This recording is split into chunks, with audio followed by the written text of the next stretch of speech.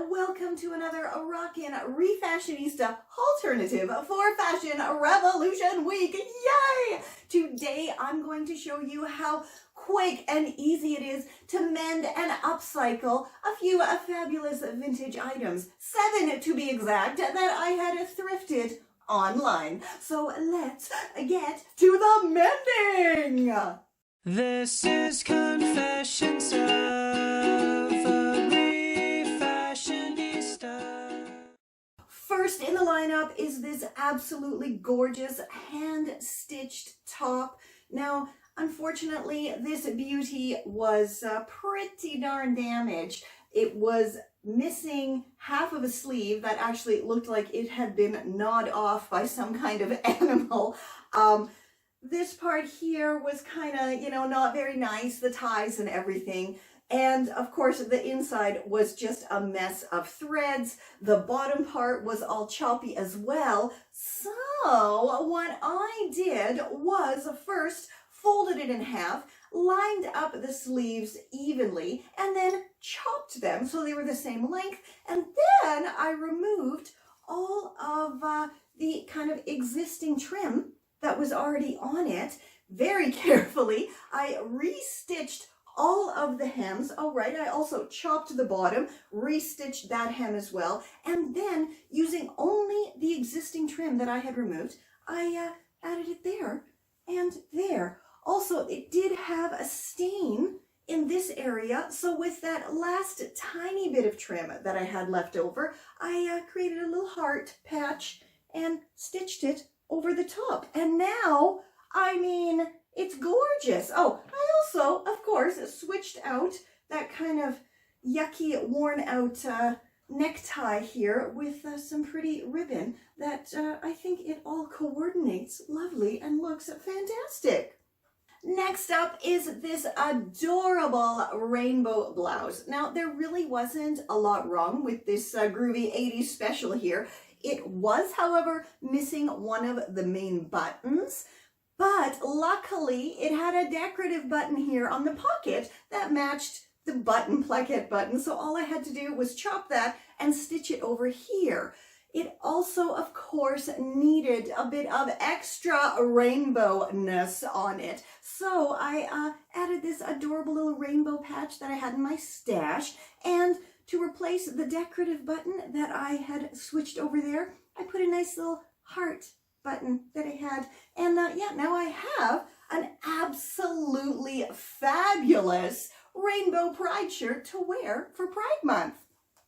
Okay, I know this top still kind of looks like frumpy vintage pajamas, but it was much worse when it arrived here. It was a kind of tacky pale pink color, it was covered with stains, and it had no buttons whatsoever. Plus, there was a hole in the side, and so I, gave it a nice dye job, and now it kind of almost looks like denim.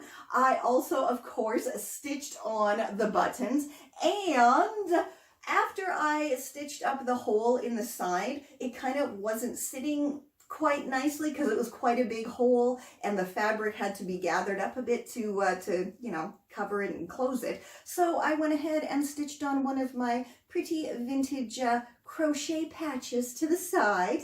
And I think now it is, it's pretty cool. It's pretty cool. It's definitely an improvement and, proof that not every refashion has to, be super modern and amazing. It is a dramatic change though. And here's a quick tip.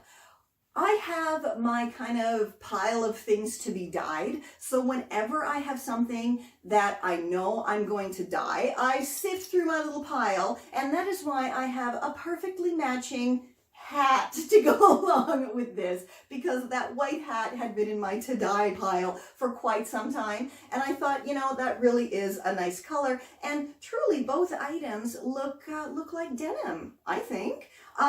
If you don't have any idea how to hand sew or stitch on a button or fix a rip or anything like that, check out my Sewing Basics ebook. There is everything you could possibly need in there to get started with some really basic refashioning, as well as loads of mending tips and tricks. I'll put the link below for that for you. Now moving on to the groovy vintage dresses that I scored in my Mending Refashionista package. And first up is this rather adorable little 90s number. Now, in the 90s, these kind of dresses were just everywhere, from maxi to super mini like this one. And they were all pretty much made out of this kind of rayon viscosy fabric, which is fine. It's a lightweight fabric. The only problem is when the seams split, they fray pretty instantly. And there was a few frays going on in this dress. So my solution for those fraying seams that you just can't stitch together without kind of ruining the look of the garment is patches.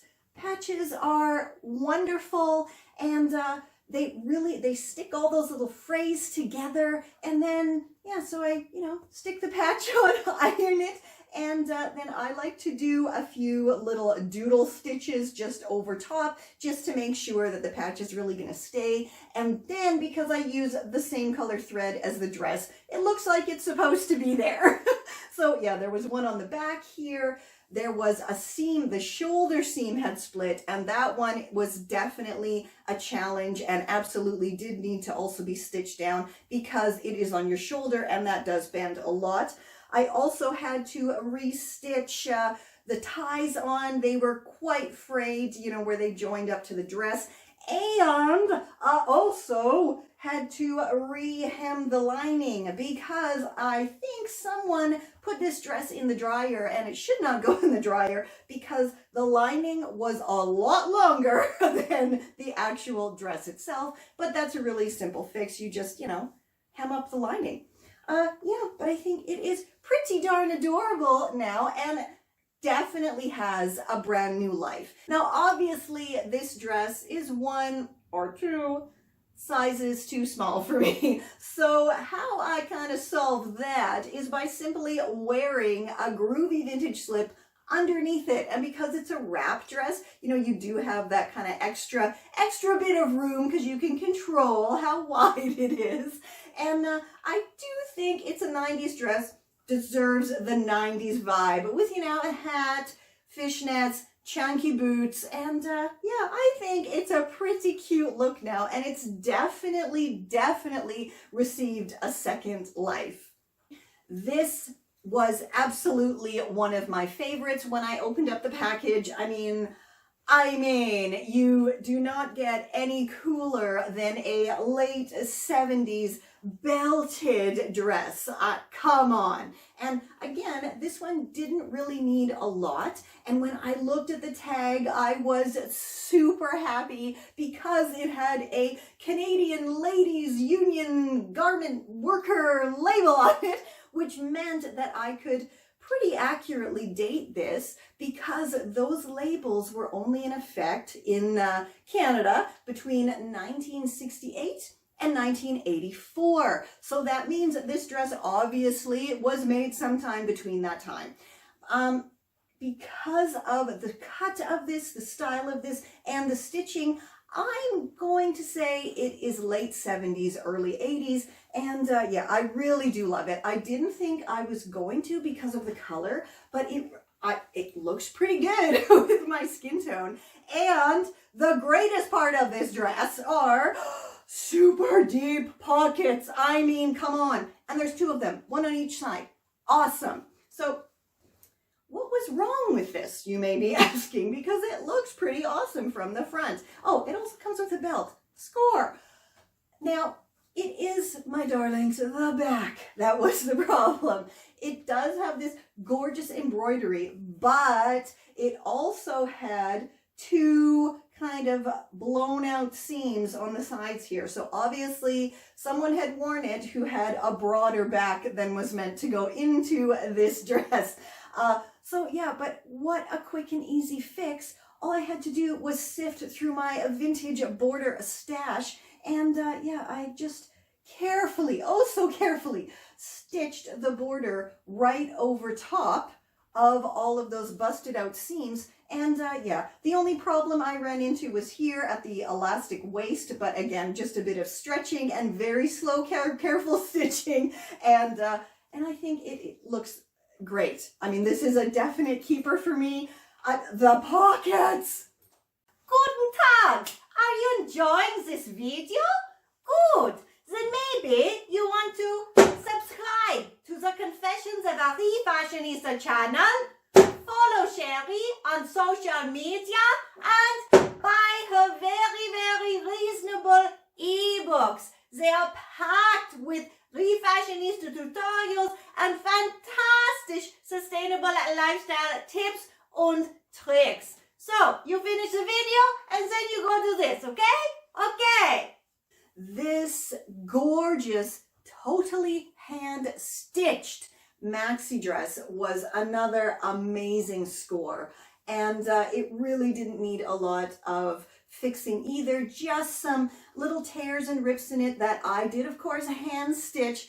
And on the back, it did have a button closure, which I thought was a little bit strange because the neckline is absolutely huge. Like, even the hugest head could fit through this neckline. So all I did was I grabbed a groovy orange vintage button from my stash, which matched perfectly with this dress. And yeah, after mending all the little bits that needed mending, I simply stitched the back closed and added the button on top. Because again, I mean, the head hole here is huge. It's massive. So there's no need to have this button there.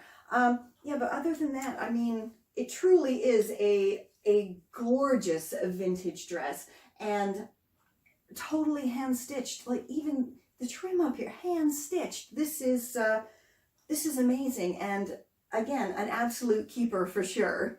So that is the 6 items. But wait a minute, at the beginning of the video, I said there was 7 vintage items that I upcycled, refashioned, and mended.